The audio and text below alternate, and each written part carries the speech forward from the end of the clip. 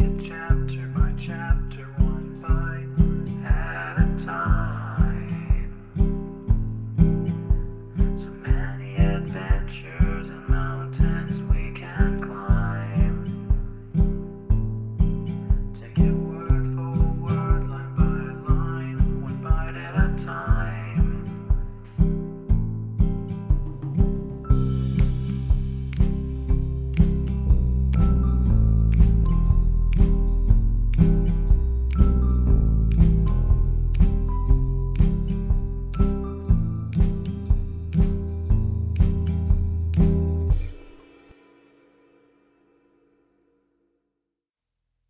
Welcome to Bite at a Time Books, where we read you your favorite classics one bite at a time. My name is Bree Carlile, and I love to read and wanted to share my passion with listeners like you. If you enjoy our show, be sure to follow us so you get all the new episodes. If you want to see exclusive behind the scenes of our show, follow us on YouTube. We would also love for you to drop us a rating on your favorite podcast platform and share our show with your friends. You can catch us on all the social medias at Bite at a Time Books or on our website, biteatatimebooks.com. Today we'll be continuing Anne of the Island by Lucy Maud Montgomery. Chapter 26. Enter Christine. The girls at Patty's place were dressing for the reception which the juniors were giving for the seniors in February. Anne surveyed herself in the mirror of the blue room with girlish satisfaction. She had a particularly pretty gown on. Originally, it had been only a simple slip of cream silk with a chiffon overdress, but Phil had insisted on taking it home with her in the Christmas holidays and embroidering tiny rosebuds all over the chiffon.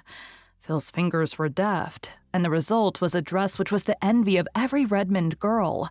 Even Allie Boone, whose frocks came from Paris, was wont to look with longing eyes on that rosebud concoction, as Anne trailed up the main staircase at Redmond in it. Anne was trying the effect of a white orchid in her hair. Roy Gardner had sent her white orchids for the reception, and she knew no other Redmond girl would have them that night, when Phil came in with admiring gaze. "Anne, this is certainly your night for looking handsome. 9 nights out of 10, I can easily outshine you. The 10th, you blossom out suddenly into something that eclipses me altogether. How do you manage it?" "It's the dress, dear. Fine feathers." "'Tisn't. The last evening you flamed out into beauty, you wore your old blue flannel shirtwaist that Mrs. Lynde made you. If Roy hadn't already lost head and heart about you, he certainly would tonight. But I don't like orchids on you, Anne. No, it isn't jealousy. Orchids don't seem to belong to you. They're too exotic, too tropical, too insolent. Don't put them in your hair anyway." "Well, I won't. I admit I'm not fond of orchids myself. I don't think they're related to me. Roy doesn't often send them. He knows I like flowers I can live with. Orchids are only things you can visit with. Jonas sent me some dear pink rosebuds for the evening, but he isn't coming himself. He said he had to lead a prayer meeting in the slums. I don't believe he wanted to come. And I'm horribly afraid Jonas doesn't really care anything about me. And I'm trying to decide whether I'll pine away and die or go on and get my BA and be sensible and useful." "You couldn't possibly be sensible and useful, Phil, so you better pine away and die," said Anne cruelly. "Heartless, Anne!" "Silly Phil. You know quite well that Jonas loves you." "But he won't tell me so, and I can't make him. He looks it, I'll admit, but speak to me only with thine eyes isn't a really reliable reason for embroidering doilies and hem-stitching tablecloths. I don't want to begin such work until I'm really engaged. It would be tempting fate. Mr. Blake is afraid to ask you to marry him, Phil. He's poor and can't offer you a home such as you've always had. You know that is the only reason he hasn't spoken long ago." "I suppose so," agreed Phil dolefully. "Well," brightening up, "if he won't ask me to marry him, I'll ask him, that's all. So it's bound to come right. I won't worry. By the way, Gilbert Blythe is going about constantly with Christine Stewart. Did you know?" Anne was trying to fasten a little gold chain about her throat. She suddenly found the clasp difficult to manage. What was the matter with it? Or with her fingers?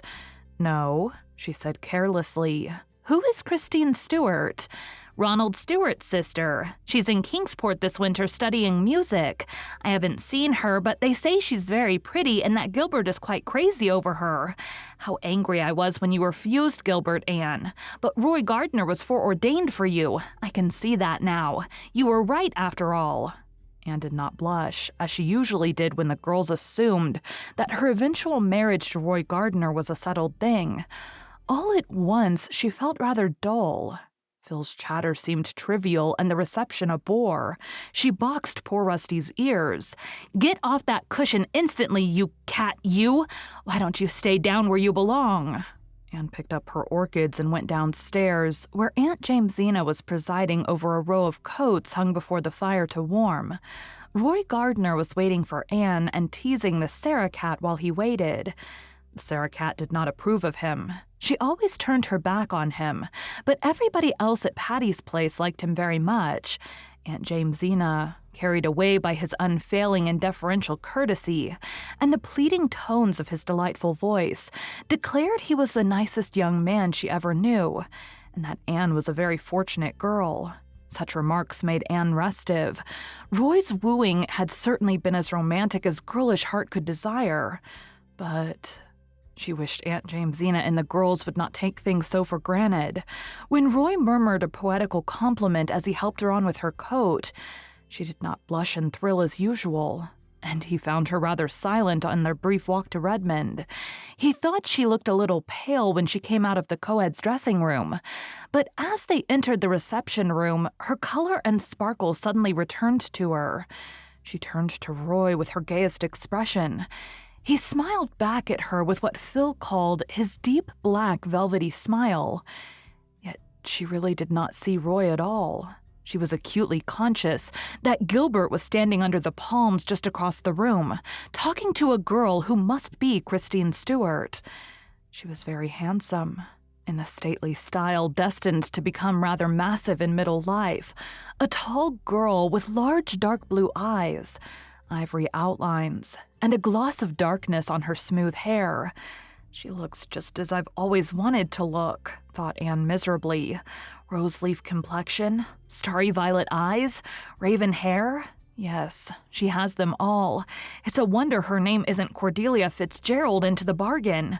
But I don't believe her figure is as good as mine, and her nose certainly isn't. Anne felt a little comforted by this conclusion. Thank you for joining Bite at a Time Books today, while we read a bite of one of your favorite classics. If you enjoy our show, be sure to follow us so you get all the new episodes.